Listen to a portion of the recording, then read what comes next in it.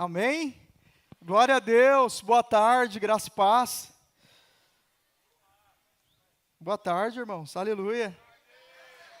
Graça e paz, boa tarde, bom dia. Às vezes a gente se perde, né? Dá bom dia à noite, dá boa noite de manhã. Mas, amigos, o Senhor tem falado demais aos nossos corações desse dia. Quem aqui já foi abençoado hoje ao longo do dia com aquela ministração maravilhosa de manhã? O que ficou gravado no seu coração? Qual parte mais ficou gravada no seu coração? Da palavra do nosso querido pastor Fernando aqui de manhã. Você pode compartilhar com seu amigo que está do seu lado, por favor? Das várias pérolas, né, que foram derramadas ao nosso coração. Eu acho que muitas coisas me marcaram, mas aquela verdade também do John Maxwell, né, que é mais fácil a gente sair do fracasso para o sucesso do que da desculpa para o sucesso. Às vezes pega a gente por dentro, né? Fala muito ao nosso coração. Você compartilhou com seu irmão aí quais foram as verdades que mais marcaram o seu coração? Irmãos, amigos, eu creio que nós estamos no mesmo espírito, porque aquilo que o Pai colocou no meu coração nessa tarde vai ser basicamente um complemento do que já foi compartilhado de manhã, vai ser uma extensão daquilo que foi compartilhado de manhã, que é sobre essa realidade que eu creio muito.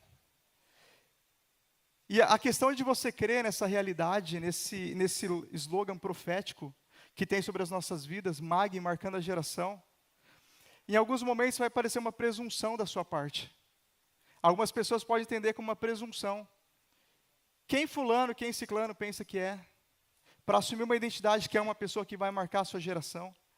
Mas eu queria trazer essa tranquilidade para o seu coração, que nós só estamos vivendo aquilo que o profeta Isaías já falava em Isaías capítulo 60, levanta e resplandece, porque já vem a sua luz e a glória do Senhor nasce sobre a sua vida. Nós precisamos assumir esse papel como parte da nossa identidade em Cristo, uma igreja que levanta e uma igreja que resplandece. O mundo não vai querer reconhecer isso, porque milita contra a sua vida. Mas o sacrifício de Cristo na cruz já nos deu poder e autoridade para marcar a nossa geração, por onde nós passarmos. Você já é um instrumento, um canal da bênção de Deus por onde você passar. Nós ouvimos aqui de manhã a história da dona Zefinha, que com um convite, que com um versículo, transformou a história de muitas pessoas. Quem amou essa história? Eu achei essa história maravilhosa. Um gesto simples. E aí eu pergunto, está além do nosso alcance um gesto como esse? Está além do seu alcance? Como nós temos vivido essa realidade nesses dias, o Senhor tem usado muitos de vocês para trazer muitas pessoas a Cristo, para levar muitas pessoas ao conhecimento de Cristo, e está transformando vidas de uma forma sobrenatural. E eu quero falar, você não sabe aonde o seu pequeno passo vai desembocar na vida das pessoas. Quais milagres serão gerados a partir da minha e da sua atitude, do nosso comportamento de fé. E nessa tarde, irmãos, eu queria trazer aqui para nós 3 características daqueles que marcam a geração. Se você puder ir anotando, se você puder ir guardando essas palavras, 3 características daquele que marca a sua geração. Eu vou falar aqui de alguns homens, à luz da palavra, jovens como eu e você. Pessoas que viviam sua vida cotidiana, o seu ambiente familiar, sua relação com a sua família. Alguns, como muitos de nós também, uma relação complicada. Eu vou falar aqui de José, que tinha uma relação complicada com seus irmãos. Mas a partir do momento que ele se posicionou, o Senhor levantou ele também para marcar a sua geração, e foi uma bênção. Vou falar aqui de Daniel, vou falar aqui de Jeremias, vou falar um pouquinho só desses irmãos, só para trazer alguns exemplos. Eles não tinham nada que os tornava maiores ou melhores do que nós, muito pelo contrário. O começo de alguns deles foi até mais difícil do que o nosso. Mas o Senhor usou eles de forma poderosa para marcar essa geração. E essas 3 características que eu vejo nele, vejo também em alguns outros irmãos da Bíblia, e não somente da Bíblia, mas vejo hoje no nosso dia, paixão, caráter e revelação. É impossível a gente marcar a nossa geração se a gente não carregar uma paixão profunda por aquilo que nós acreditamos. Paixão pelo Senhor, paixão pelas coisas do alto. Se nós não nos deixarmos ser trabalhados no nosso caráter, o Fernando falou muito aqui de manhã sobre isso também. E se nós não assumirmos a revelação de quem nós somos no Pai. Além desses homens, irmãos, que eu falei aqui, tem muitas pessoas também anônimas, mas que marcaram a sua geração, como a dona Zefinha e tantos outros.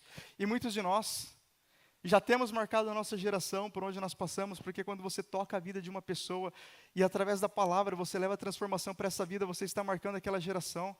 Você pode pensar, Ismael, mas eu só trabalho e não faço nada, e não consigo nem falar de Jesus no meu ambiente de trabalho. Mas deixa eu falar uma coisa para você. O fato de você trabalhar com honestidade, com integridade, está curando aquela empresa. E através da sua integridade, do seu caráter de Cristo que você já expressa, os postos de trabalho estão sendo guardados, e isso está promovendo cura por onde você passar. O Senhor, Ele nos usa a partir das pequenas coisas para trazer cura e para trazer uma restauração e para nos fazer marcar essa geração. Então tem muitas pessoas que vão ser famosas, vão ter sucesso, e outras não. E deixa eu te falar uma coisa, o Senhor não tem compromisso com o teu sucesso. O Senhor tem o compromisso com a tua salvação. O sucesso, eu vou falar aqui mais adiante, ele vai depender muito de alguns fatores, de algumas posturas nossas no Pai, de algumas decisões da nossa vida, mas isso é muito pequeno, quando a gente fala em transformação de vidas e transformação de pessoas. Então tem pessoas que, ao nosso redor, estão marcando a geração e às vezes nós não estamos nem percebendo, ou às vezes a gente não está nem vendo. E às vezes o Senhor também já está nos usando para marcar essa geração, para fazer algo relevante. Mas às vezes são tantas vozes que a gente não percebe o que o Senhor está fazendo em nós e através de nós. Quantos aqui ao longo desse ano, ao longo do último ano, convidou alguém para vir para a igreja e falou do amor de Jesus para alguém? Levanta a mão bem alto. Convidou alguém para vir para a igreja, falou do amor de Jesus? Quantos aqui ao longo desses últimos anos deu um bom conselho para alguém que queria tomar uma decisão? Acredita em mim, irmãos, a tua palavra foi uma semente lançada naquele coração. E a tua palavra, a palavra que você lançou, a palavra de Deus através da sua vida, desbloqueou os ouvidos espirituais daquela pessoa. E bloqueou uma seta talvez que estava sobre a vida daquela pessoa. E você às vezes não tem noção do livramento que o Senhor operou através do versículo que você lançou. Simples. Um simples ato de conselho que gera uma relevância no mundo espiritual. Então tem algumas pessoas que também, como eu tenho falado, talvez nós não conhecemos, muitos anônimos, que nós não conhecemos ao longo da história, que marcaram a geração. Não é de forma presunçosa que nós queremos marcar essa geração. Nós precisamos marcar essa geração porque nós somos a geração da última hora. Eu e você somos a geração do avivamento. É um privilégio para nós saber que os profetas, como Samuel, Isaías e todos eles, queriam viver nesse tempo, no tempo da dispensação do Espírito.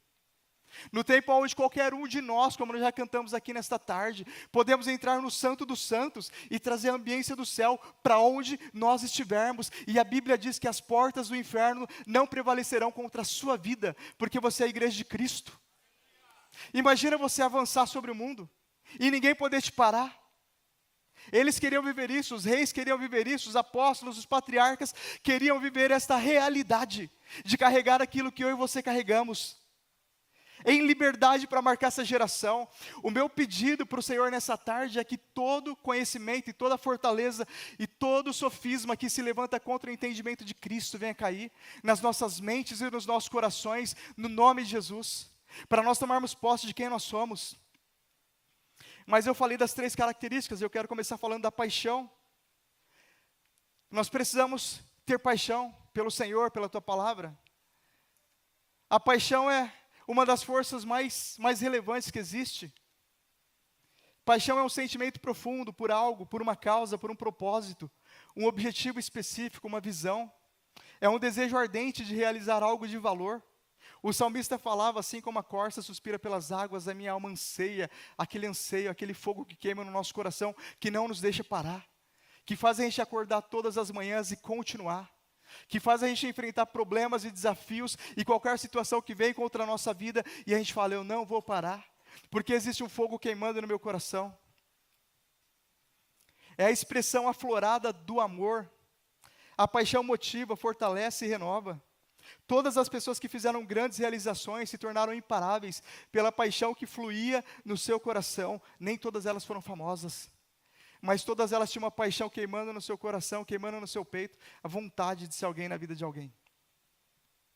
Jeremias capítulo 20, versículo 9, se você puder abrir sua Bíblia juntamente comigo. Eu estaria aqui na versão NVI.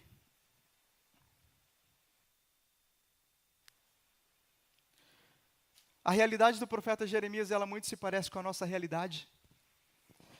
O profeta Jeremias, só um minutinho da sua atenção. O profeta Jeremias, antes da gente entrar no texto aqui, o profeta Jeremias, ele era contemporâneo dos profetas Daniel e Ezequiel. Daniel e Ezequiel foram levados para a Babilônia junto aos cativos. O profeta Jeremias ficou numa situação de calamidade na nação destruída de Judá. Ele ficou no meio do remanescente, do cativo. Ele estava convivendo naqueles dias com uma geração decadente e cativa. E o Senhor levantou ele para um grande chamado. Olha o que a Bíblia diz, Jeremias capítulo 20, verso 9. Mas eu digo, não mencionarei nem mais falarei em seu nome. Mas se eu digo, não mencionarei nem mais falarei em seu nome, é como se um fogo ardesse no meu coração, um fogo dentro de mim. Eu estou exausto tentando contê-lo, mas já não posso mais. Eu já vou explicar o que foi essa frase de Isaías. Mas falando aqui de Jeremias, falando aqui desse profeta, olhando a história dele, eu não tenho dúvida nenhuma que ele foi um dos profetas que mais marcou a sua geração. O chamado de Jeremias, Deus chamou no ventre da sua mãe, está lá no capítulo 1, e o Senhor vai falando com ele, Jeremias, eu te chamei para falar para os reinos, eu te chamei para falar para os governos. O Senhor chamou o profeta Jeremias, um jovem comum, como eu e você, para falar diante de reinos e de governos. Nós não podemos limitar o poder de Deus, porque os propósitos dele sobre as nossas vidas estão além do que os nossos olhos podem ver. Ele foi contemporâneo desses profetas, porém ele teve um chamado muito específico. A Bíblia diz lá no capítulo 1 que ele tinha autoridade sobre as nações e reinos para arrancar, despedaçar, arruinar, destruir, para edificar e para plantar. Essa era a autoridade que existia sobre a vida do profeta Jeremias. E a promessa do Senhor era que Jeremias iria quantos fossem enviados e prosperaria no seu chamado. Então Jeremias profetizou contra a Babilônia, profetizou contra o Egito, profetizou contra Judá, contra Israel, contra a Síria, contra a Síria. O profeta Jeremias foi profetizando. E tudo o que ele falava ia vindo acontecendo.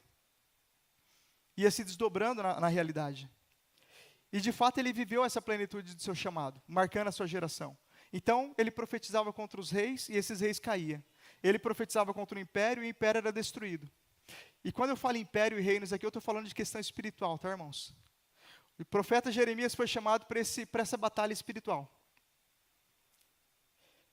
Jeremias profetizou contra e a favor de diversos reinos, e em tudo a sua palavra prosperou, e ele cumpriu o seu propósito sem hesitar, movido por uma paixão no coração. Então existia uma motivação no coração de Jeremias, de levá-lo a cumprir o chamado, de levá-lo a cumprir a sua convicção. Porém, como eu falei, Jeremias foi um dos profetas que Deus levantou para falar para reinos e governos. O Senhor levantou o profeta Jeremias para uma batalha espiritual de altíssimo nível. Isto aí, no contexto humano de Jeremias, gerou muitos inimigos para a vida dele. Muitos amigos se tornaram inimigos do profeta. Porém, a mesma paixão que deu poder para Jeremias ver o sobrenatural acontecendo, através da sua palavra, é a mesma paixão que no dia do desânimo não o deixou parar. Esse versículo que nós lemos, versículo 9, né?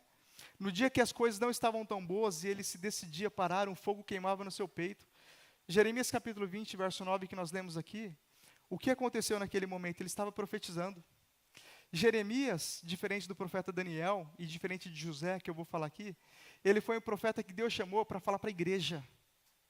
Ele foi um profeta que Deus chamou para trazer um conserto espiritual. Daniel, ele falou também para a igreja no contexto espiritual, mas ele falava para as nações, para os reinos, para os governos. O ministério de Jeremias era no contexto espiritual. O ministério de Daniel também estava nos governos.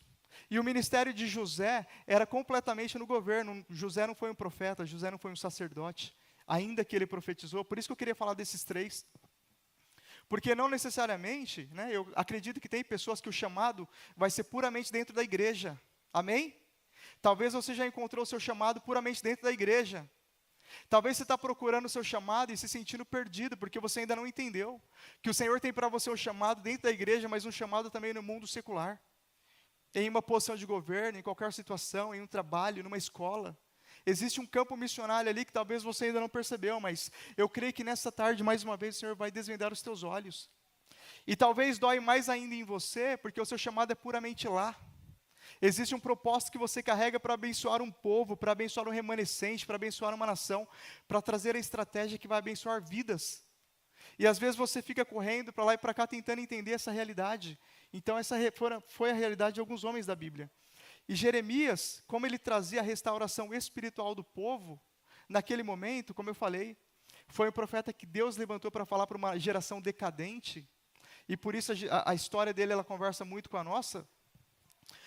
Esse profeta ele também começou a denunciar sacerdotes, começou a denunciar pessoas que outrora eram seus amigos. E o contexto do capítulo 20 é um contexto onde Jeremias, ele denunciou ali os sacerdotes, e os seus principais amigos se voltaram contra ele, passaram a persegui-lo.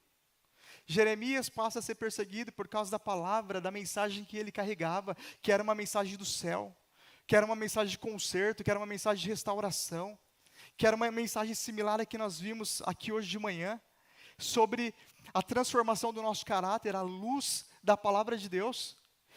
E chega até um momento que ele sente a vontade racional de desistir de tudo aquilo que ele estava fazendo e tudo aquilo que ele estava carregando.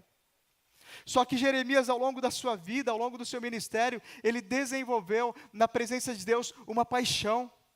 Existia um fogo queimando no coração dele, uma paixão, uma certeza, uma convicção de que tudo que ele estava passando ou viria passar valeria a pena.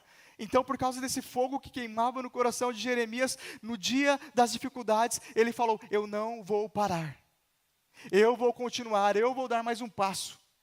A mesma paixão que no dia que as coisas estão bem nos faz acelerar, no dia da dificuldade não nos deixa parar.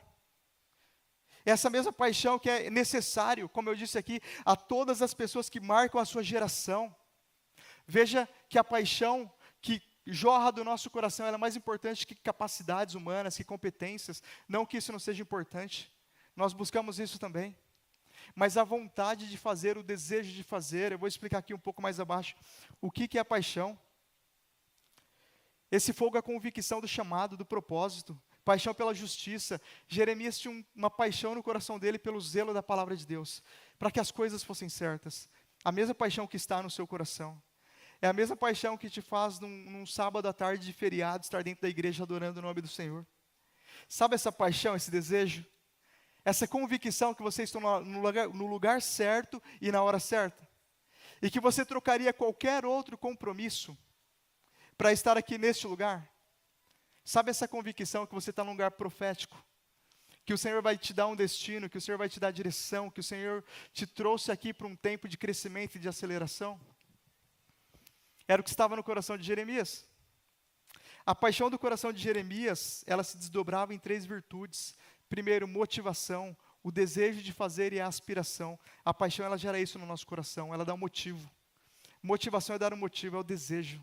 É a aspiração para fazer algo. Eu lembro da igreja de Éfeso, que eu vou falar também mais adiante, mas que tinha muitas coisas. Mas um dia perdeu essa paixão, perdeu o motivo principal pelo qual fazia as coisas, perdeu o desejo e a aspiração de fazer. E eu creio que nós temos a responsabilidade de manter esse fogo aceso nos nossos corações, por intermédio do Espírito Santo. Essa responsabilidade, ela é minha e ela é sua, de manter esse fogo aceso, por intermédio do Espírito Santo. Existe um fogo que queima no nosso peito, e é nossa responsabilidade colocar lenha nesse fogo, colocar gasolina nesse fogo, e manter essa chama queimando, para que não venha se esfriar no nosso coração. Manter a motivação. A segunda virtude que essa paixão desdobrava, senso de propósito. Jeremias tinha a convicção: eu preciso fazer, o Senhor conta comigo. Sentimento de propósito. Tudo o que nós fazemos, nós precisamos colocar um propósito. Quando você fala do amor de Cristo, quando você trabalha, quando você estuda, quando você honra o seu pai e a sua mãe, coloca um propósito em tudo isso. Lembra que existe um propósito sobre tudo isso. Um propósito de honra, um propósito maior. E depois a própria convicção. Jeremias tinha no seu coração a certeza: ele me escolheu, me separou, me designou e estará comigo para me proteger. Tudo isso a Bíblia diz no capítulo 1 de Jeremias, que o Senhor falou para ele: eu te escolhi, eu te chamei, eu estarei com você e eu vou te proteger. Convicção. A paixão no nosso coração, ela desdobra em motivação, proposta e convicção. E eu creio que nós estamos vivendo um tempo onde o Senhor está restaurando as convicções do nosso coração. Gênesis capítulo 29, verso 20. A Bíblia diz: então Jacó trabalhou 7 anos por Raquel, mas lhe pareceram poucos dias, pelo tanto que a amava. A paixão nos leva ao esforço adicional, a superar nossos limites, dar mais um passo. Quem se move por paixão vai mais longe, não para, não desiste e se torna incansável. As pessoas que não gostam do que faz, acordam de manhã mal-humorado, ranzinza, com a cara fechada. A pessoa que ama o que faz, ela acorda antes do despertador. Ela leva a vida por onde ela passa. No seu ambiente de trabalho você descobre, você sabe, você percebe quem gosta e quem não gosta do que faz. Quando você coloca propósito, até os serviços, até as situações mais difíceis, se torna muito fácil para você. O tempo passa muito rápido, porque você é movido por paixão. Em Isaías capítulo 40, os versículos 29 e 31, que eu creio que é um versículo para os nossos dias, é um texto para os nossos dias, para a nossa realidade, enquanto igreja no Brasil e no mundo, a Bíblia diz, ele fortalece o cansado e dá grande vigor ao que está sem forças. Até os jovens se cansam e ficam exaustos, e os moços tropeçam e caem, mas aqueles que esperam no Senhor renovam as suas forças. Eles voam alto como águias, correm e não ficam exaustos, andam e não se cansam. Assim é quando você se move por paixão. Você anda e não fica exausto, você corre e não se cansa. E ainda que as pessoas não entendam o porquê você faz o que faz, e o porquê você flui como você flui, e o porquê você anda como você anda, e o porquê as circunstâncias da vida não te param, porque você é uma das pessoas como estas. Porque você depositou a sua confiança e a sua esperança no Deus pelo qual você é apaixonado. Tem gente apaixonada por Jesus aí? E pela sua palavra e pelo seu reino? Então essa realidade é para você. Olha ali, ó, renova as forças, voa alto como águias, corre e não ficam exaustos, andam e não se cansam. Eu vejo um tempo de aceleração de Deus para a nossa juventude, para a nossa geração. Ismael, mas o que é isso? Eu vou falar o que é isso. Você vai evangelizar e não vai se cansar, você vai estudar mais do que os outros, você vai trabalhar mais do que os outros, você vai correr e não vai ficar cansado, você vai fazer e para você vai ser tudo muito fácil. Porque você se move por uma paixão, por um fogo que queima no seu peito. Até as empresas entenderam isso e de alguma maneira todas colocam no seu people profile a paixão. Não sei se você percebeu, talvez você pode olhar no people profile da sua empresa, no perfil de comportamentos que a empresa fala que o bom profissional tem que ter. E se você procurar lá, de alguma maneira, você vai encontrar alguma coisa relacionada à paixão. Paixão, motivação, senso de propósito, desejo de fazer as coisas acontecerem. O segundo, irmãos, caráter, mais precisamente o caráter de Cristo. Nós estamos vendo numa época, cientificamente falando, aonde a personalidade tem sido mais importante do que o caráter. Aonde as pessoas têm valorizado as empresas, especialmente nesse tempo de mídias, de internet, de propagandas, de grande divulgação, de informações para todo lado. A personalidade tem sido mais valorizada do que o caráter nesses dias, nessa geração, mais precisamente no mundo. Então, o caráter da igreja, o caráter da noiva de Cristo vai fazer completamente diferença por onde você passar. Existem lugares, eu sei e você sabe, que o simples fato de você ser honesto vai te fazer estar quilômetros à frente. Como a nossa nação precisa de jovens comprometidos com o reino, comprometidos em desenvolver o caráter de Cristo, para marcar todos os lugares por onde passa, para marcar esta geração. Se você puder abrir suas Bíblias em Daniel capítulo 1, verso 8.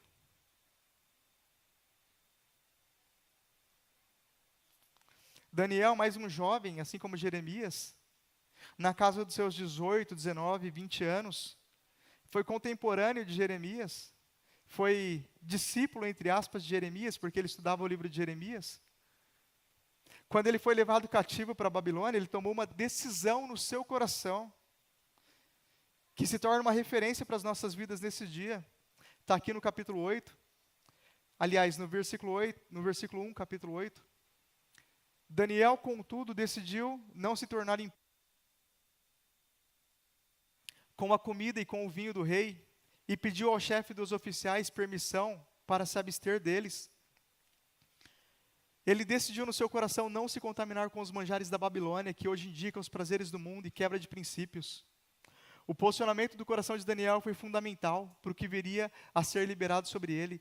A história de Daniel e a história de José libera algumas verdades para os nossos dias que vai fazer totalmente diferença, irmãos, na vida daqueles que marcam ou não a sua geração. Assim como com Daniel, quanto mais o Senhor puder contar com o seu caráter, mais Ele vai liberar sobre a sua vida na área que Ele te chamou e mais você vai marcar a sua geração. Se você puder guardar essa frase, quanto mais o Senhor puder contar com o seu caráter, mais Ele vai liberar sobre a sua vida. Mas em que área, Ismael? Na área do teu chamado. Se o Senhor puder contar com o seu caráter, porque os céus estão abertos. Os céus estão abertos sobre a nossa vida. E se o Senhor puder contar com o nosso caráter, Ele vai liberar infinitamente mais. A dimensão e a intensidade daquilo que nós vamos viver, ela vai ser compatível com a dimensão e com a intensidade do nosso caráter, com aquilo que o nosso caráter suporta. A dimensão daquilo que nós vamos viver, ela vai estar alinhada com a dimensão daquilo que o nosso caráter suporta nesses dias.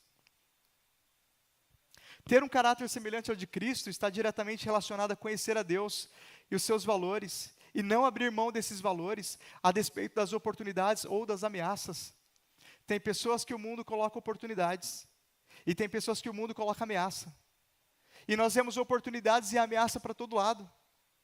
E nós vemos oportunidades de quebrar algum princípio, e nós vemos alguns momentos de ameaça. Nós passamos constantemente por ameaças. Às vezes uma ameaça muito simples, muito sutil, de não ser aceito num grupo de amigos. Às vezes uma ameaça muito sutil de perder uma promoção por causa dos seus valores. Às vezes uma ameaça muito sutil de uma porta fechada por causa da mensagem que você carrega. Nesses momentos nós somos tentados a abrir mão de algum tipo de princípio.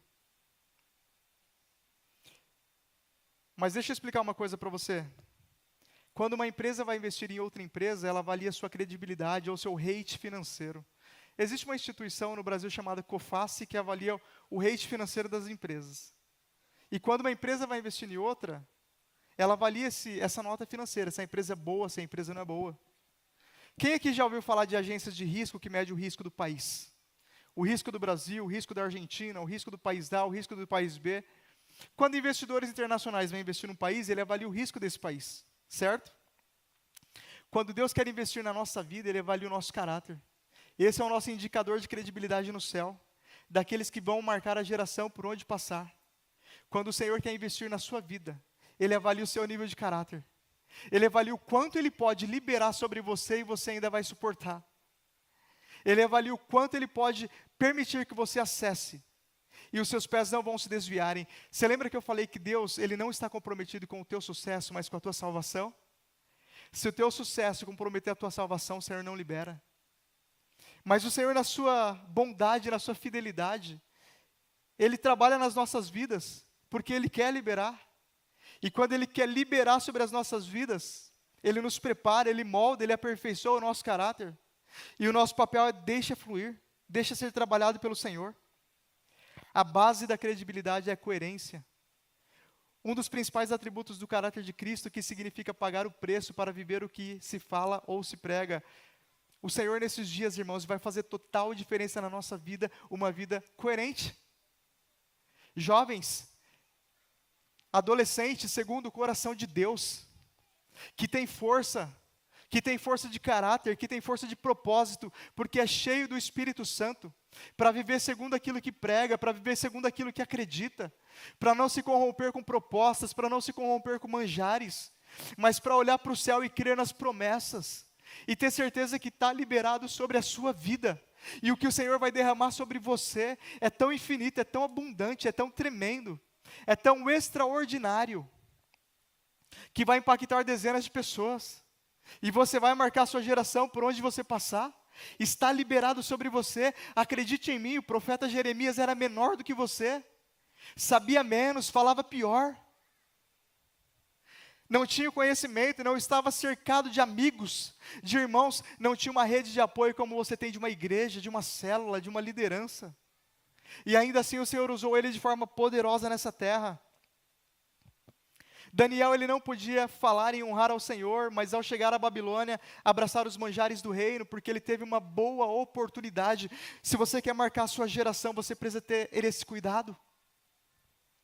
Eu já comentei com alguns de vocês, e eu vou falar de novo. Uma vez um amigo de trabalho, ele chegou novo, e eu ensinei para ele tudo o que a gente sabia. Falei para ele de Jesus, fui uma vez viajar com ele, ensinei para ele o trabalho. Eu não retenho, tudo que eu sei eu ensino no ambiente de trabalho. Mas eu tenho um problema, uma questão, que ali era um defeito, eu não vou para happy hour. E um dia, quando a gente estava ali numa avaliação, ele falou para mim, eu não gostaria que o Ismael fosse promovido, porque ele não celebra com a gente, ele não está no nosso meio. E eu falei no meu coração, desgramado. Eu ajudei, eu abençoei. E ele está falando aqui que não votaria em mim por uma promoção, porque eu não vou com eles beber. Mas está tudo bem, porque de lá para cá, desde que ele falou isso, até hoje eu fui promovido 4 vezes. Para a glória do Pai. Mas o ponto é exatamente esse.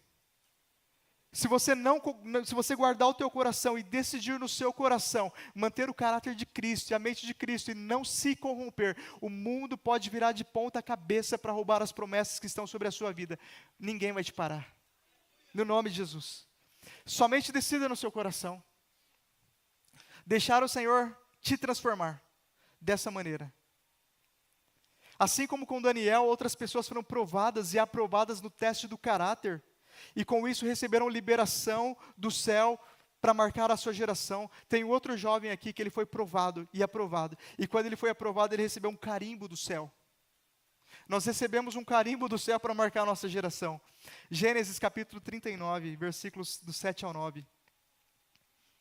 E depois de certo tempo, a mulher do seu senhor começou a cobiçá-lo e o convidou. Venha deitar-se comigo.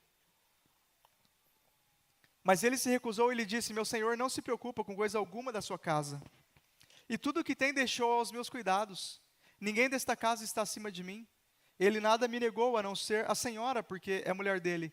Como poderia eu então cometer algo tão perverso e pecar contra Deus? Eu estou falando de José e a esposa de Potifar. Deixa eu falar uma coisa para você, humanamente falando, talvez José tinha um motivo plausível para pecar. Ele foi rejeitado, ele foi vendido, ele foi maltratado, ele foi jogado no cárcere, ele foi vendido como escravo numa casa ali. Ele tinha todos os motivos, mas ele colocou no seu coração, assim como Daniel, não se contaminar e não pecar e não quebrar os seus princípios e deixar o Senhor trabalhar no seu caráter. A consequência no primeiro momento, ela não foi das melhores, mas a preocupação de José em não pecar, não quebrar princípios, agir segundo o seu caráter e fugir da aparência do mal, também o levou sem dúvida a marcar a sua geração. Alguém tem dúvida que José marcou a sua geração? Ele foi levantado por Deus para vencer a fome do mundo. Ele foi levantado por Deus, assim como você, para uma grande obra, para uma grande realização, que não necessariamente precisa ficar famosa. Uma vez que caráter é quem somos e o que fazemos quando ninguém está vendo, Josué estava distante da sua família, longe da vista de qualquer um, mas preferiu pagar o preço para não pecar contra o Senhor. E no tempo certo ele foi elevado à mais alta posição devido ao posicionamento do seu coração. Assim como Daniel, José não teve um chamado puramente eclesiástico. Então eu não estou falando somente da ambiência da igreja, porque ser crente na igreja é muito fácil. A Bíblia diz que o Senhor nos chamou como ovelhas no meio de lobos. Aonde você foi colocado, aonde você foi plantado pelo Senhor, o Senhor te colocou ali para você frutificar. Naquele lugar você é autoridade espiritual para pisar serpentes e escorpiões. E você precisa ter a convicção que aquele lugar precisa se render ao poderio do Senhor Jesus Cristo que você carrega. E as circunstâncias precisam se dobrar à realidade do céu sobre aquele lugar. Eu falo para os meus colegas de trabalho, você sabe por que a gente é tão abençoado? Por quê? Porque o Senhor Jesus está aqui. Enquanto eu estiver aqui, o Senhor Jesus vai estar aqui. Enquanto você estiver lá, o Senhor Jesus vai estar lá.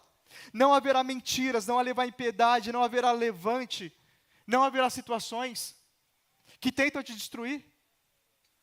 Eu acredito que está gravando, mas não está sendo transmitido, então posso falar.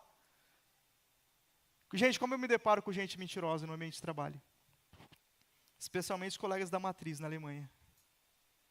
Existem reuniões que antes de eu entrar eu falo, Senhor, quebra todo o cetro de mentira, quebra o cetro do orgulho, quebra o cetro da impiedade, porque eu vou entrar agora para discutir com pessoas que estão aqui com os seus vieses, com o seu comportamento, com o seu caráter completamente corrompido. E estão vindo contra a nossa realidade, representando o outro lado, sem dúvida. E eu creio que você enfrenta isso dia a dia, não enfrenta? Leões e ursos e lobos e toda a situação, querendo trazer mentira e engano, e a mentira e o engano destrói as organizações, assim como destrói as pessoas, porque destrói o coração, se destrói o coração das pessoas, destrói as organizações, e o Senhor nos chamou para curar e marcar a nossa geração, por onde nós passarmos. Então, além de Daniel, além de José, que eu tenho citado aqui, pessoas que foram usadas para marcar a sua geração em vários contextos. Eu poderia citar a rainha Esther. Ela não foi necessariamente uma profetisa, ela não foi necessariamente uma sacerdotisa, mas ela foi uma pessoa que, através do jejum, da oração, de responder a um chamado, ela foi usada por Deus para exercer uma posição de governo, para exercer uma posição de influência, para trazer o bem, para marcar a geração de todas aquelas pessoas que estavam ali juntamente com ela na Pérsia e de todos os judeus daquela época. Irmãos, eu não tenho dúvida nenhuma que é assim que o Senhor quer usar a minha e a sua vida nesses dias, para coisas super relevantes, pessoas comuns, pessoas ordinárias, vivendo uma vida comum e manifestando o reino por onde passa.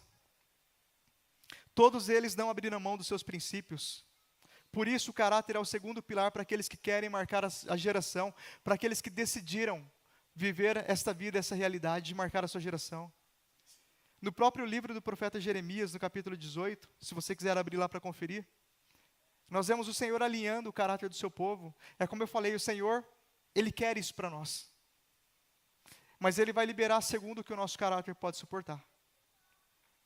Mas quando o Senhor, Ele quer isso para nós, Ele nos convida para uma proximidade, Ele nos convida em alguns momentos para um alinhamento. Alguém já passou aqui por um alinhamento da parte do Pai? Por um tempo de alinhamento? Jeremias capítulo 18 chama isso de um vaso nas mãos do oleiro. Existem momentos que aquela referência ali que o Senhor dá ao profeta, o Senhor te traz. O Senhor te traz para perto. Esse momento é o momento do quebrantamento, é o momento que a gente se quebra nas mãos do oleiro. E Ele dá só uma amassadinha só, irmãos, não é muito não. É só uma amassadinha para preparar o barro para fazer um vaso novo. E Ele faz um vaso muito melhor. Esses momentos de alinhamento são momentos que o Senhor está trabalhando no caráter, porque Ele quer liberar ainda mais sobre a nossa vida. Ele quer derramar ainda mais. A referência ao vaso que se quebrou na mão do oleiro, e o oleiro passou a fazer outro vaso de acordo com a sua vontade, foi uma referência a Jerusalém e a Judá, para se converterem do seu mau procedimento, corrigir a sua conduta e as suas ações, porque o Senhor libera segundo o que Ele pode contar. E como Ele quer liberar muito, Ele quer contar muito com você. Ele quer trabalhar muito no nosso caráter e na nossa credibilidade. Nós somos chamados para isto, para marcar essa geração. E o terceiro pilar, ou a terceira característica, se você quiser anotar, é a revelação. Revelação é a prática da realidade do céu. A prática da realidade do céu. É a gente conhecer a realidade do céu e trazer essa realidade para a terra por onde nós passarmos. Especialmente naquelas missões mais impossíveis. Quer seja salvação, alcançar o perdido, quer seja cura, quer seja libertação, quer seja um novo começo, uma restauração de relacionamentos, revelação. Revelação tem tudo a ver com conhecer a Deus e os seus valores. Por revelação nós entendemos o processo completo, conhecimento, revelação e prática da palavra. João 8,32, a Bíblia diz, e conhecereis a verdade vos libertará. A revelação é o conhecimento da palavra, e a revelação é o nosso coração da palavra, que vem pelo Espírito. Todos os homens citados acima carregavam uma revelação. Estava claro para eles a quem serviam e a identidade de que eles tinham no Senhor. Esses homens e mulheres não tinham dúvida do poder de Deus, não tinha dúvida do seu chamado, e não tinha dúvida de quem? De que Deus era com eles. Existem algumas dúvidas que nós não podemos ter no nosso coração. Algumas revelações têm que estar claras no nosso coração. Primeiro, quem é o Senhor a quem nós servimos. Isso tem que estar muito bem revelado no nosso coração pelo Espírito que nos convence. Segundo, quem nós somos nele. Qual é a nossa posição em Cristo, qual é a nossa posição em Deus através da cruz. Isso tem que estar muito claro no nosso coração. Porque é dificílimo quando nós vemos pessoas como nós vemos príncipes, pessoas que têm autoridade, pessoas a qual o Senhor chamou, a qual o Senhor capacitou, vivendo como escravo, em situações de cativeiro, em situações de precariedade. Assim estava o povo de Judá nos dias do profeta Jeremias, uma nação sacerdotal, um reino escolhido por Deus, vivendo completamente à margem daquilo que Deus tinha para eles. Para exemplificar um pouco melhor o poder da revelação que um homem carrega no Senhor, nós vamos olhar um pouquinho para a vida do apóstolo Paulo, especialmente a sua passagem por Éfeso. Tudo que eu estou falando aqui, irmãos, está interligado. a paixão, esse fogo que queima no nosso coração, que nós precisamos soprar, soprar, soprar, incendiar e pôr mais lenha, e nós vamos fazer isso já já. O caráter, a transformação do nosso caráter, quando nós ouvimos a voz do Espírito, deixamos Ele trabalhar e vamos sendo aperfeiçoados. E depois a revelação de quem nós somos e o que nós carregamos, a partir das pequenas coisas, e especialmente de quem Deus é. Atos capítulo 19, eu vou ler aqui alguns versículos com vocês, mas vai falar de uma revelação que o apóstolo Paulo teve, e por consequência ele carregava. Paulo, ele chega ali em Éfeso na sua terceira viagem missionária.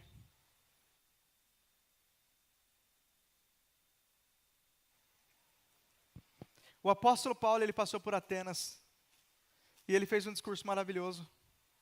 Ele fez um discurso no Areópago, junto com alguns filósofos que tinham ali, epicureus, junto com alguns filósofos estoicos, ele fez um discurso maravilhoso, o famoso oração ao Deus desconhecido, ou discurso ao Deus desconhecido.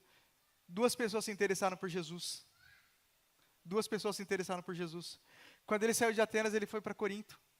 E está lá em 1 Coríntios capítulo 2, ele entendeu que não seriam palavras de convencimento humano, palavras persuasivas de sabedoria humana, mas seria manifestação do poder de Deus.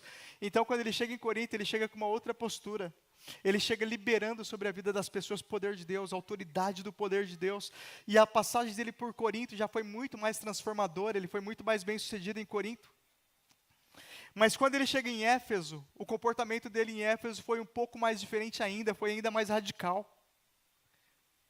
Paulo entendia, e aqui na passagem dele em Éfeso, ele entendeu que só existia uma coisa que poderia trazer transformação, mudar o destino, fazer as coisas acontecerem, destravar o que precisava ser destravado, libertar quem precisava ser liberto, era o poder do Espírito Santo. Amém? O Espírito Santo está aqui no nosso meio. Ele quer liberar o seu poder dessa mesma forma. Esse poder revela ao nosso coração quem Ele é e quem nós somos. Esse poder revela ao nosso coração, essa presença revela ao nosso coração aquilo que Ele quer fazer no nosso meio, na vida dos nossos familiares e dos nossos amigos. Então Paulo chega ali, na cidade de Éfeso, no capítulo 19, vou ler alguns versículos, como eu falei. Versículo 2, ele lhes perguntou, vocês receberam o Espírito Santo? Vocês receberam o Espírito Santo quando creram? E eles responderam, nem sequer ouvimos que existe o Espírito Santo. Então, que batismo vocês receberam? Perguntou Paulo. O batismo de João, responderam ele. E disse Paulo, o batismo de João foi um batismo de arrependimento. Ele dizia ao povo que cresce naquele que viria depois dele, isto é Jesus. Ouvindo isso, eles foram batizados no nome do Senhor Jesus. Quando Paulo lhes impôs as mãos, veio sobre eles o Espírito Santo e começaram a falar em línguas e a profetizar. A primeira coisa que Paulo faz quando ele chega em Éfeso, batiza todo mundo com o Espírito Santo, porque ele fala, a batalha que vocês estão enfrentando nesses dias tem que ser cheio do Espírito Santo. Não vai ser palavra de sabedoria humana, não vai ser persuasão, não vai ser um treinamento específico aqui ou ali. A batalha que nós vamos enfrentar para marcar a nossa geração tem que ser cheio do poder do Espírito Santo. Eu acho lindo quando o apóstolo Paulo fala aqui que eles falaram em línguas, aqui no texto. Eu não falei que existe uma chama queimando no nosso coração? E quando nós falamos em língua, você está soprando essas brasas. Você está abanando essas brasas e trazendo fogo, e incendiando, e deixando o seu coração queimar ainda mais. Olha a consequência do batismo com o Espírito Santo sobre essas pessoas. Eram ao todo os 12 homens que está ali. No versículo 10, vou continuar aqui do 8. Paulo entrou na sinagoga e ali falou com liberdade durante 3 meses, argumentando convincentemente acerca do reino de Deus. Alguns deles endureceram e se recusaram a crer e começaram a falar mal do caminho diante da multidão. Paulo então afastou-se, tomando consigo os seus discípulos, e passou a ensinar diariamente na escola de Tirano. Isso continuou por 2 anos, de forma que todos os judeus e os gregos que viviam na província da Ásia ouviram a palavra do Senhor. Quando todo mundo entendeu que a ousadia que eles precisavam vinha do Espírito Santo, a palavra foi pulverizada. A palavra foi levada para todo lugar. Ninguém mais tinha vergonha ou temor ou timidez de falar a palavra. Deus fazia milagres extraordinários por meio de Paulo. Você pode dizer assim: o Senhor vai fazer milagres extraordinários através da sua vida? Cita seu nome. O Senhor vai fazer milagres extraordinários pela vida do Ismael. Você pode citar o seu nome? O Senhor vai fazer milagres extraordinários através da vida do Ismael. E você cita o seu nome, por favor. Qual é o milagre extraordinário que o Senhor vai fazer através da sua vida? Continuando aqui no verso 12, de modo que até os lenços e aventais que Paulo usava eram levados e colocados sobre os enfermos, esses eram curados de suas doenças e os espíritos malignos saíam. No versículo 18, muitos dos que creram vinham e confessavam e declaravam abertamente as suas más obras. Grande número dos que tinham praticado o ocultismo reuniam seus livros e os queimaram publicamente. Calculando o valor total, este chegou a 50.000 dracmas. Dessa maneira, a palavra do Senhor muito se difundia e se fortalecia. Paulo não teve, e aqui eu vou partindo para o encerramento. Paulo não teve no seu ministério, em nenhuma outra cidade, a relevância, a graça e o chamado, como ele teve na cidade de Éfeso. Naquela cidade, Paulo mudou a cultura, Paulo mudou a religião, Paulo mudou a economia, Paulo mudou todas as coisas, o Espírito Santo mudou todas as coisas por intermédio da vida de Paulo. Eu não tenho dúvida nenhuma que quando nós entendemos e temos a revelação de quem nós somos no Pai, todas as situações que hoje estão prendendo a sua história, elas serão mudadas. Eu falei no começo que a minha oração para esse tempo é que todo conhecimento, toda altivez, toda fortaleza, todo sofisma que se levantava contra o conhecimento de Cristo fosse quebrado nas nossas vidas nesses dias. Essa conferência é profética. O Senhor nos trouxe aqui para acelerar o nosso tempo de marcar a geração. Não existe menor, não existe maior, não existe pequeno, não existe criança, não existe velho demais. O Senhor, Ele chama você, Ele conta com você para fazer a sua obra por onde você passar, para ser usado como Jeremias, para ser usado como Daniel, para ser usado como José, e como o apóstolo Paulo. Se você crê numa restauração de Deus sobre a nossa nação, sobre a igreja, sobre o corpo, sobre as pessoas, é porque o Senhor, Ele já está chamando você, é porque já existe um chamado sobre a sua vida. Se você crê na restauração de Deus para as famílias, para as vidas, é porque esse chamado, Ele está sobre você. E a nossa ativação nessa tarde vai ser nós falarmos sim para esse chamado. A nossa ativação nessa tarde vai ser a gente deixar incendiar essa paixão que queima no nosso coração. A nossa aplicação nessa tarde vai ser a gente reconhecer quais aspectos do nosso caráter o Senhor está trabalhando para liberar ainda mais. Quais são os aspectos que o Senhor está nos estruturando, nos fortalecendo. De manhã aqui o Diniz falou a respeito de raízes. Quais são os aspectos e os processos que nós estamos passando para que o Senhor venha enraizar o nosso coração na palavra, para suportar tudo aquilo que Ele já está liberando sobre os nossos dias, sem comprometer a nossa salvação e a nossa santidade, e para liberar essa revelação que Ele quer liberar sobre a sua vida. Você está no único ambiente. Se você estivesse hoje, talvez numa roda de samba, talvez num ambiente circular, você não teria a oportunidade de ser liberado sobre o seu coração um destino profético. Mas você está num lugar, numa ambiência, onde Ele pode falar para que Ele te chamou. Aonde Ele pode liberar hoje e falar se Ele te chamou para apóstolo, para pastor, para profeta, para doutor da igreja, para mestre. Ele pode liberar quais são as pessoas que Ele quer te usar nessa tarde. Que você, quando sair dessa conferência, vai procurar essas pessoas para falar de Jesus. Tinha um amigo que trabalhava comigo. E esse amigo, ele começou, eu era chefe dele naquela ocasião, já tem alguns anos, acho que tem uns, foi em 2016, se não me falha a memória, tem 8, 9 anos, né? Eu trabalhava com ele, ele começou a beber, ele começou a entrar no vício de álcool.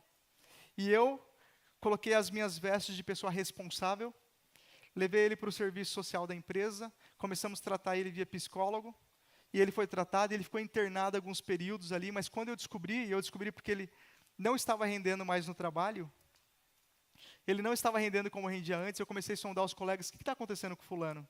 E aí me falaram, fulano está bebendo, fulano está se embriagando, etc. E eu conversei com ele, consegui tirar isso dele, encaminhei ele para o serviço social, tratamos socialmente com os psicólogos, fizemos tudo o que precisava ser feito ali. Mas ele foi se afundando cada vez mais. Naquele período ali, eu peguei uma licença do meu trabalho e eu fiquei 6 meses afastado do trabalho. E todo dia vinha no meu coração, eu preciso ir atrás de fulano.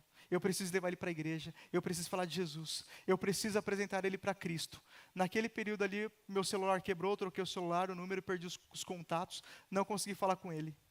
Eu ainda encontrava alguns amigos e perguntava, como que está fulano? E os amigos falavam, está na mesma situação. E eu falava, Jesus, me dá uma oportunidade, eu preciso trazer ele para Jesus.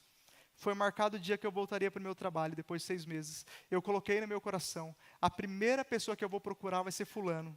Eu vou apresentar Jesus para ele, eu vou amarrar ele, eu vou levar ele para a igreja amarrada, mas eu vou falar do amor de Cristo, eu vou levar ele para o encontro Vida Vitoriosa, só Jesus na causa dele.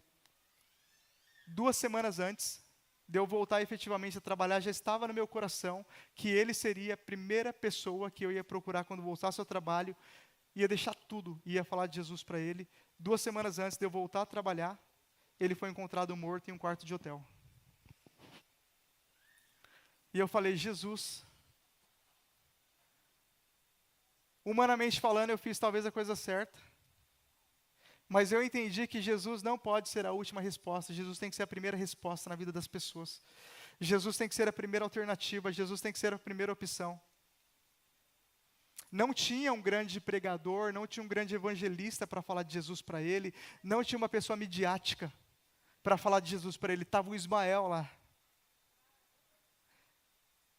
Da mesma forma, existem pessoas que não vai ter ninguém da mídia para falar de Jesus, vai estar você lá. Para aquela pessoa, se tivesse encontrado Jesus, se eu tivesse tido a oportunidade, se Jesus tivesse trabalhado, eu teria marcado aquela vida, eu teria marcado aquela geração, eu teria marcado a sua família. E a minha cara de encontrar a mãe dele no cemitério e falar, o seu filho foi um grande amigo, foi uma pessoa muito querida. Ainda bem que ela não conhecia a minha história, porque senão ela ia falar, por que você não falou de Jesus para ele? Por que você não levou ele para a igreja? Por que você não falou para ele que existia cura, existia perdão, existia resposta, existia solução? A gente consegue compreender com isso? Isso não traz peso para mim, trouxe uma reflexão. Que Jesus não pode ser a última opção, que a gente precisa compreender. E agora, quantas pessoas do seu lado, ao seu redor, da mesma situação, precisando de Jesus? E o Senhor, Ele quer nos levantar em ousadia para marcar essa geração, para marcar uma vida. E essa uma vida que você tiver ousadia para falar de Jesus, para se entregar por ela, para abençoar ela, para pôr a mão no seu bolso para abençoar ela, através de um encontro Vida Vitoriosa, através de uma oração, através do que quer que seja, você pode ter certeza comigo que você vai marcar esta vida, você vai marcar esta pessoa, você vai marcar esta família. O Senhor, Ele quer liberar esta ousadia sobre as nossas vidas. Nada mais vai nos limitar e vai nos impedir de fazer com que as pessoas encontrem Jesus. Amém? Nada mais pode limitar a sua vida, nada mais pode te paralisar, porque isso já está liberado sobre nós. Quem crê que já está liberado sobre a sua vida? Se você crê, então toma posse, então recebe, no nome de Jesus. Se você crê, eu queria te convidar a ficar de pé comigo nesta manhã, nesta tarde.